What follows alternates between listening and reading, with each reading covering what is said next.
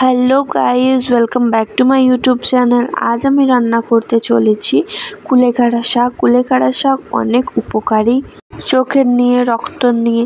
তো চলো শুরু করি। কুলেখাড়া শাক আমি এখানে একটা একটা করে ভালো করে বেছে নিচ্ছি। আপনারা দেখতে পাচ্ছেন আমি ভালো করে একটা একটা করে বেছে নিচ্ছি কুলেখাড়া শাক।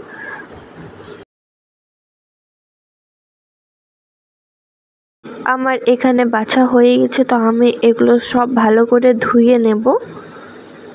এবার আমি এখানে একটা কড়াইতে হালকা তেল দিয়ে দিচ্ছি। তারপরে তেলের মধ্যে আমি এখানে রসুন কুচি, একটা কাঁচা লঙ্কা কাটা আর পেঁয়াজ কুচি দিয়ে দিচ্ছি। এগুলো ভালো করে আমি নাড়াচাড়া করে নেব, খুব বেশি ভাজবো না, জাস্ট হালকা একটু। তারপরও ধুয়ে রাখা কেটে রাখা শাকটা দিয়ে দিলাম। পরিমাণ মতো নুন দিয়ে দেব। এবার আমি স্বাদ অনুযায়ী নুন আপনারা দিয়ে দেবেন। তারপর ভালো করে ফ্রাই করবেন। একটু হলুদ দেবেন। অনেকেই শাকের মধ্যে হলুদ দেয় না, কিন্তু আমি দিই, কারণ শাকের মধ্যে হলুদ দিলে যে কোনো যদি কিছু থাকে কীটাণু তো মরে যায়, তাই একটু হলুদ দিবেন।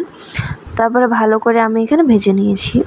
রেসিপি ভালো লাগলে চ্যানেলটা সাবস্ক্রাইব করুন, কমেন্টে জানান আপনার কেমন লাগলো আর লাইক দিন। Thank you.